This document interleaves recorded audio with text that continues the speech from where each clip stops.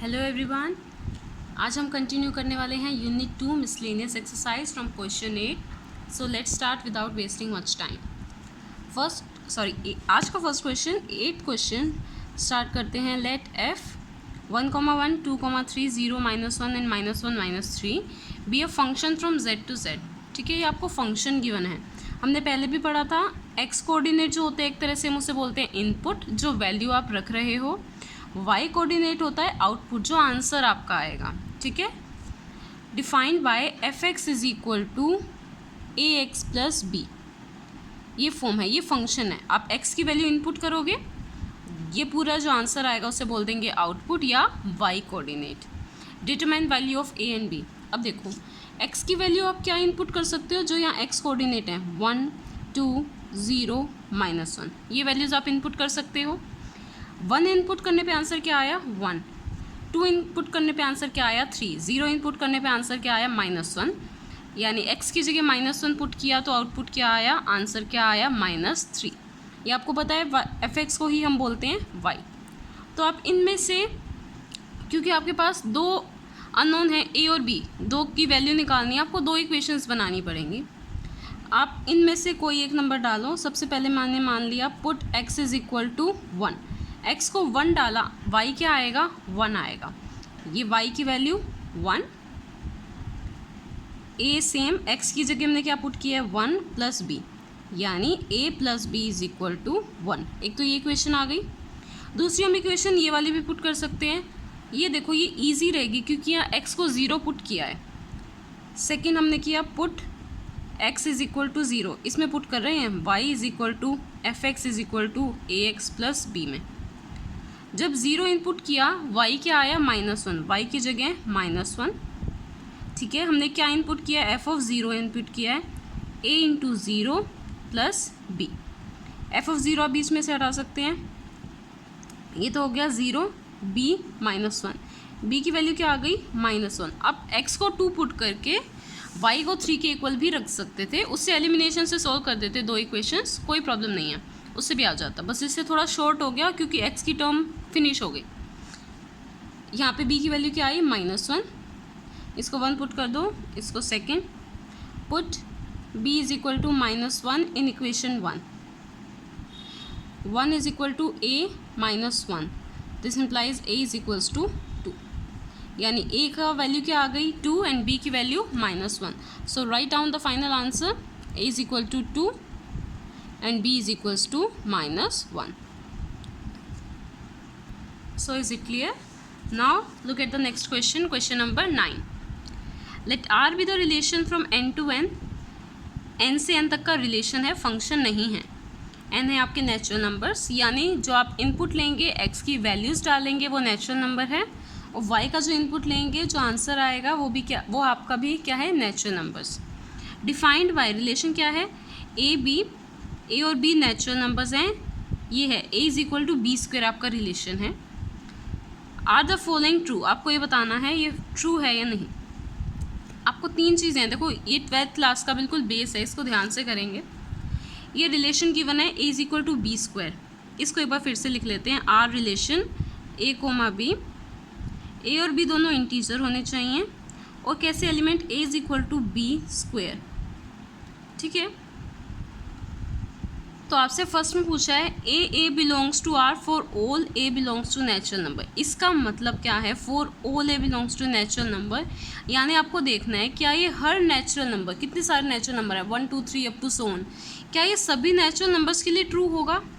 आप ये देखो a और a, ठीक है, यानी b कोऑर्डिनेट में भी आपने b की जगह a पुट कर दिया है, फर्स्ट कोऑर्डिनेट सेम है, b की जगह a पुट कर दिया है। अगर हम यहाँ b की जगह a पुट करें तो क्या हो जाएगा 1 is equal to 1 square, 1 is equal to 1, ये तो ट्रू आ गया। ये सिर्फ 1 के लिए ट्रू आया है, हमें चेक करना है क्या ये हर नेचुरल नंबर के लिए ट्रू आ सकता है। अगर हर नेचुरल नंबर के लिए ट्रू होगा तभी आप लिखोगे कि ये स्टेटमेंट ट्रू है। बट अगर आपने कोई भी ऐसा नेचुरल नंबर ढूंढ के दे दिया जिसके लिए ये ट्रू नहीं है, फॉल्स है, ठीक है, जिसके लिए ये ट्रू नहीं है, फॉल्स है, तो यानी ये स्टेटमेंट कैसी हो जाएगी, फॉल्स हो जाएगी। ये तो हमने 1 के लिए किया, ट्रू आ रहा है। बाकी नंबर्स के लिए चेक करते हैं। Put b is equals to 3, a is equals to 9। Sorry, but हमें यहाँ क्या करना है, दोनों कोऑर्डिनेट सेम होने चाहिए। तो b 3 लिया, a भी क्या ले लो 3, ठीक है, दोनों कोऑर्डिनेट्स आपने ले लिए 3। तो क्या 3 इज इक्वल टू 3 स्क्वायर यानी 3 इज इक्वल टू 9 हो सकता है? That is false. ठीक है, हमने यहाँ पुट किया, a और b हमने इक्वल पुट करने हैं। अगर आपने a 3 लिया तो b भी क्या लेंगे 3। ये तो सिर्फ क्वेश्चन की लाइन है, जो आपसे पूछा है फर्स्ट पार्ट में वो देखो, a बिलोंग्स टू r, यानी दोनों कोऑर्डिनेट सेम लो। a भी 3 लिया, b भी 3 लिया, इसमें पुट करो 3 is equal to 3 square, 3 equal to 9। क्या ट्रू है? नहीं, false. Therefore a, does not belong to r, यानी ये एलिमेंट r में नहीं होगा। r में सिर्फ वो एलिमेंट हैं जिसमें a is equal to B square आ जाए। जैसे 1 इक्वल टू 1 स्क्वायर है, तो यानी 1, 1 इसमें होगा। ठीक है, फिर हमने चेक किया, आप 2 और 2 के लिए चेक कर लो, उसके लिए भी फॉल्स आएगा। क्या 2 इज इक्वल टू 2 स्क्वायर हो सकता है? 2 इज इक्वल टू 4 नहीं हो सकता, यानी 2, 2 वाला एलिमेंट भी इसमें प्रेजेंट नहीं होगा। आप 3 और 3 दोनों में पुट कर लो, 3 इक्वल टू 3 स्क्वायर है? नहीं, 3 भी इसमें नहीं होगा। Now moving to the next part. आप 12th में भी पढ़ोगे, इस चीज़ को हम बोलते हैं रिफ्लेक्सिव,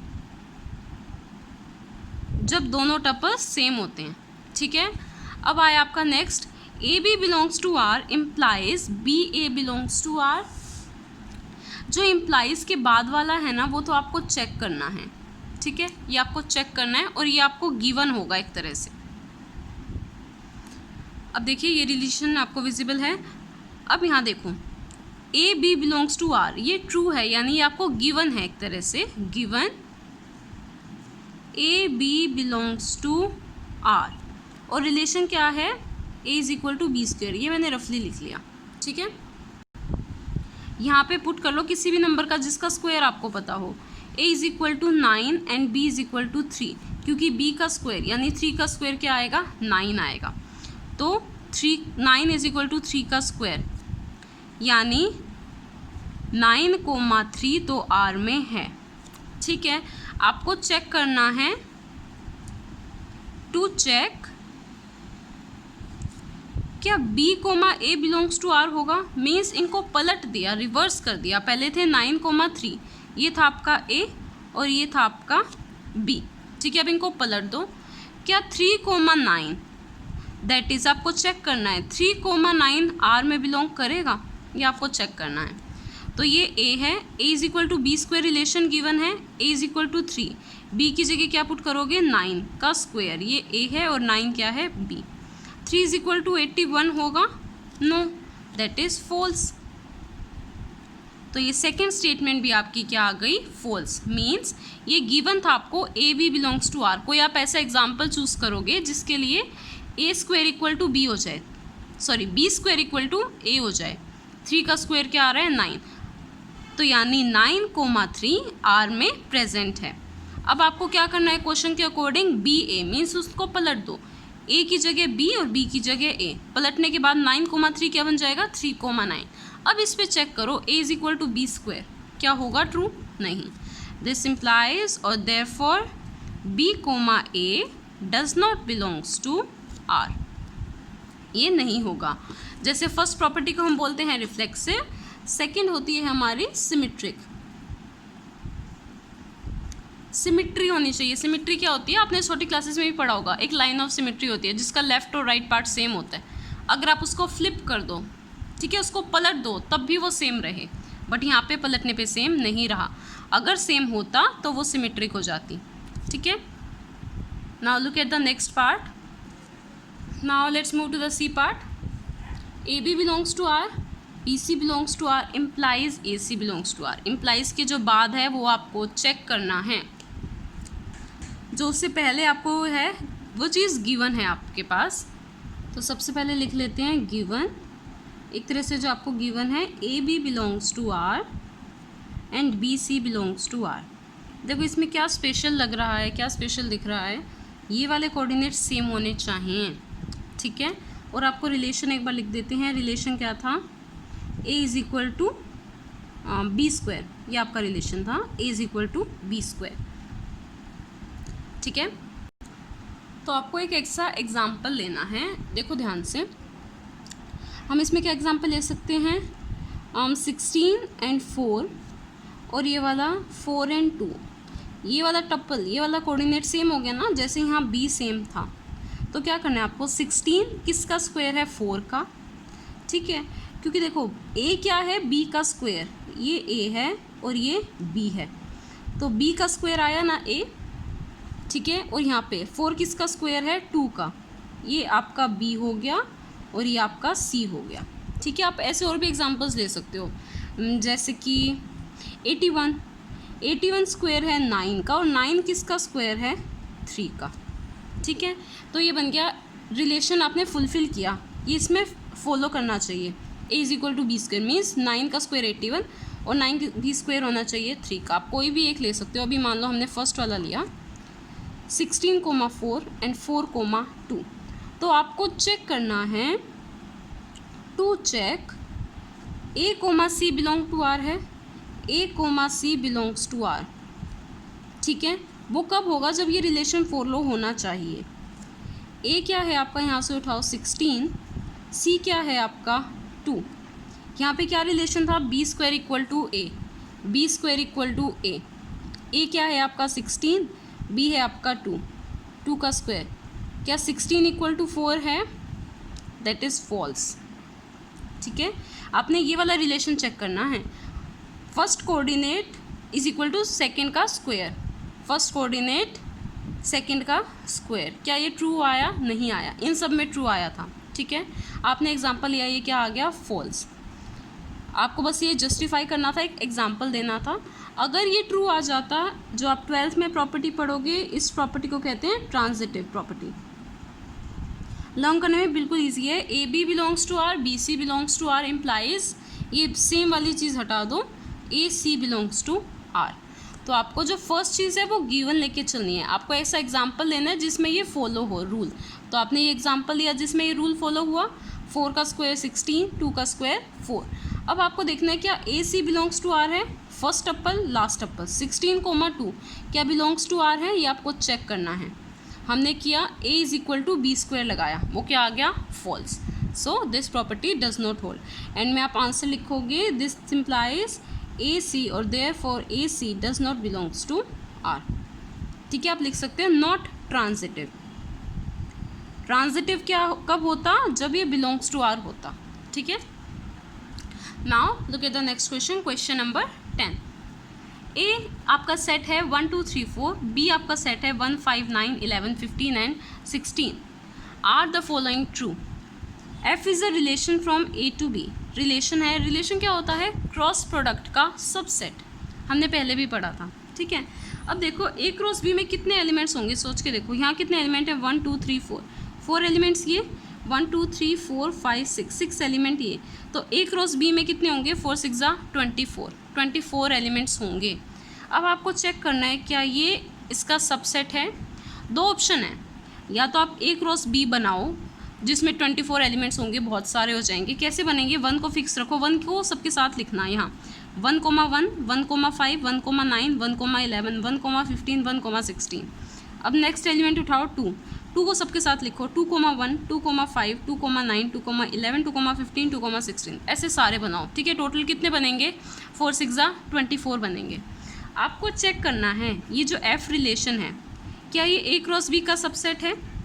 तो आपको एक तरह से चेक करना है, इज एफ जो आपका रिलेशन गिवन है वो सबसेट है ए क्रॉस बी का। तो हम देखते हैं जो एफ में एलिमेंट्स हैं क्या वो ए क्रॉस बी में आएंगे। पहला एलिमेंट है 1,5, क्या 1,5 बन पाएगा, यस 1,5 आपका ज़रूर बनेगा, पर 5,1 नहीं बनेगा।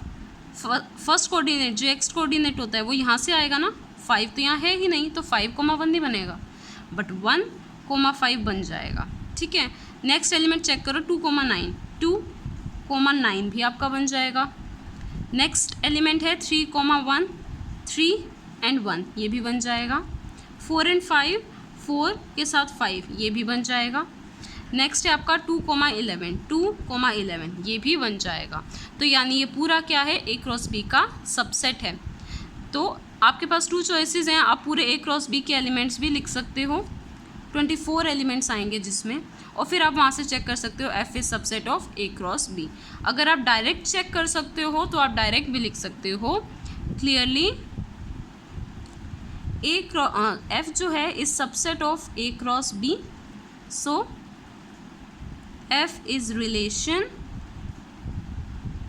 From A to B.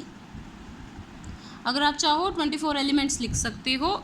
अगर आपने प्रीवियस वीडियोस देखी हैं तो आप जानते हो क्रॉस प्रोडक्ट कैसे फाइंड करते हैं। मिसलेनियस का कोई बेनिफिट नहीं है अगर आपको पीछे वाली एक्सरसाइजेस क्लियर नहीं हैं। पीछे वाली एक्सरसाइजेस क्लियर हैं तभी मिसलेनियस को आप स्टार्ट करो, इसीलिए मैंने ये डायरेक्ट लिखा है, बिकॉज अगर आप जानते हो क्रॉस प्रोडक्ट में कैसे एलिमेंट्स आते हैं तो आपको पता है कि एफ जो है सबसेट आएगा डेफिनेटली ए क्रॉस बी का। Now moving to the next part of this question, F is a function from A to B. क्या एफ फंक्शन है ए से बी? देखो हमने प्रीवियस एक्सरसाइज में भी ये छोटी सी ट्रिक की थी।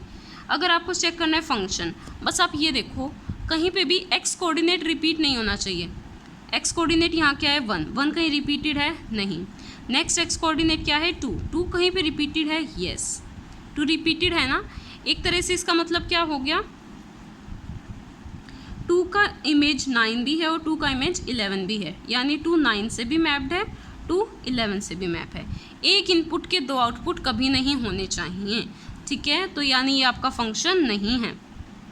आप रीज़न कैसे लिखोगे, F of 2 is equal to 9 and also F of 2 is equal to 11।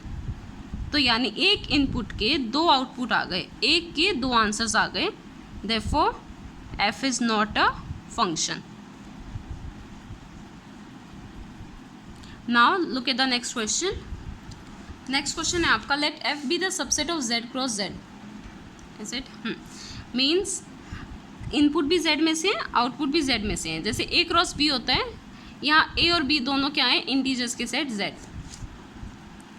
z cross z defined by f of a b is equal to a into B, और उसका आंसर क्या आएगा a plus B.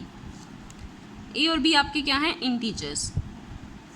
If f is a function from a to b, वही आपको check करना है क्या ये फंक्शन है आपका। Justify your answer. फंक्शन आपको पता है क्या होता है, हर एलिमेंट की सिर्फ 1 इमेज होनी चाहिए और सबकी इमेज होनी चाहिए। हमने ये पहले किया था। सपोज ये आपकी डोमेन है, ये को डोमेन है, हर एलिमेंट सिर्फ 1 से मैप होना चाहिए। ये एलिमेंट एक से ही जॉइंट है, ये भी एक से ही जॉइंट है, और ये भी इससे मान लो जॉइन है। तो ये फंक्शन है। 2 चीज़ें देखनी है, डोमेन में कोई लेफ़्ट नहीं होना चाहिए, सब किसी ना किसी से जॉइंट होने चाहिए। दूसरा, कभी भी एक एलिमेंट की 2 इमेजेस नहीं हो सकती, ठीक है। इसके 2 आउटपुट नहीं आएंगे। ये इनपुट का सेट बोला था हमने, और ये आउटपुट। तो कभी भी एक इनपुट के लिए 2 आउटपुट नहीं होने चाहिए, ये फंक्शन नहीं बनेगा। अब यहाँ देखो a और b इंटीजर्स हैं, तो आपको a into B is equal to a plus B, आपको ये चेक करना है। और जस्टिफाई योर आंसर, जब भी क्वेश्चन में हो justify your answer, most of the time वो इनकरेक्ट होता है। मीन्स आपको एग्जाम्पल ढूंढने पड़ेंगे जिसमें एक एलिमेंट की सेम इमेज आ जाए, ठीक है। अब देखो कैसे, कोई 2 एलिमेंट आपको प्रोडक्ट में लिखने हैं। मैंने एक बार लिया a इज़ इक्वल टू 2 और एक बार b लिया, कोई भी नंबर ले लो, 5 ले लो, ठीक है। अब फंक्शन में पुट करो, put a is equal to 2, b is equal 5, कोई भी नंबर ले सकते हो, बस इंटीजर्स होने चाहिए। 2 और 5 लेने भी ज़रूरी नहीं है, एनी नंबर जो इंटीजर्स हो। तो आपने क्या किया, f आपका फंक्शन क्या बन जाएगा, f(x) आपका क्या है, a into B, a plus B. ये आपको पता है ना, x कोऑर्डिनेट होता है और ये y कोऑर्डिनेट होता है। हमने यही लिखा है a into B, a plus B. ये आपका f(x) किसके इक्वल होता है, y के इक्वल। हम ये लिखते हैं ना, f(x) is equal to y, f(x), x यानी x कोऑर्डिनेट, x कोऑर्डिनेट क्या है, a इंटू बी। ये लिख दिया x की जगह a इंटू बी। आंसर क्या आ रहा है, आउटपुट क्या आ रहा है, a प्लस बी। तो इसको ऐसे लिख सकते हैं, a प्लस बी। a की जगह 2 पुट करो, b की जगह 5 पुट करो, 2 + 5 10 हो गया यहाँ पर एंड 7, यानी 10 किससे मैप्ड है? 7 से। अब क्या करो, इन दोनों नंबर्स का नेगेटिव ले लो। Now take a is equal to -2 and b is equal to -5। आपने जो भी नंबर लिए हो, आपने 10 और 20 भी लिए हो, यहाँ उनका नेगेटिव कर देना, ठीक है। यहाँ लिया -2 एंड -5। आपका फंक्शन क्या था? f of a into B is equal to a plus B. ये हम कैसे लिख रहे हैं? हमने प्रीवियस वीडियो में भी एक क्वेश्चन किया था, x² ओवर x² प्लस 1। यहाँ x लिखते हैं और ये आपका y होता है। x देख लो, x कोऑर्डिनेट क्या है? a इंटू बी, तो यहाँ लिखा है a इंटू बी। ये होता है आपका y, ये हमने लिख दिया a प्लस बी। अब a की जगह -2 पुट कर दो, -2 और b की जगह -5, -2 प्लस -5। यहाँ क्या हो गया? 5 2 ज़ा 10, माइनस माइनस क्या हो गया? प्लस, तो प्लस का 10 आएगा। -2 -5 दैट इज़ -7, यानी यहाँ पे 10 की इमेज क्या आ गई? -7। अगर हम इसको मैपिंग के थ्रू दिखाएं, 10 आपका फर्स्ट वाले से तो 7 से मैप है, हो गया 7 से मैप। सेकंड वाले में किससे मैप है? -7 से। तो यानी इसकी 2 इमेजेस हैं। हमने ये देखा 10 हैज़ 2 इमेजेस, बट हमें पता है फंक्शन में तो इमेज क्या होती है? यूनिक होती है, सिर्फ एक इमेज होनी चाहिए। So this is not a function, therefore f is not a function. आप कोई भी नंबर ले सकते हो और यहाँ पे उनका नेगेटिव ले लेना। हम नेगेटिव क्यों ले रहे हैं? क्योंकि लेफ्ट साइड प्रोडक्ट है, इनका प्रोडक्ट भी 10 आएगा, यहाँ माइनस माइनस प्लस करके इनका प्रोडक्ट भी 10 ही आएगा। आप कोई भी नंबर्स ले सकते हो। Now move to the next question, question number 12। Let a is equal to 9 10 11 12 and 13। आपको एक सेट दे रखा है and let f be a function from a to n। a to n आपको फंक्शन गिवन है, sorry a to n means input क्या है आपके a वाले सेट। आप क्या क्या पुट कर सकते हो? 9 10 11 12 13 पुट कर सकते हो और आपका आंसर क्या आएगा? Natural number. fn defined as, fn क्या है आपको? Highest prime factor of n, highest prime factor of n। n यानी जो आप नंबर पुट करोगे। x, अगर आप यहाँ x पुट करते तो x लिख लेते, वेरिएबल से कोई फ़र्क नहीं पड़ता। ये आपको पता है ये इनपुट है, आप यहाँ क्या पुट कर सकते हो? ठीक है, आप ये पुट कर सकते हो। हम 1 बाय 1 सारे नंबर्स पुट करेंगे, आंसर क्या आना चाहिए? Highest prime factor of n, और वहाँ से क्या निकाल लेंगे? रेंज। देखो कैसे, पहले सबसे पहले पहला नंबर पुट करो 9। 9 को आप लिख सकते हो 3 इंटू 3।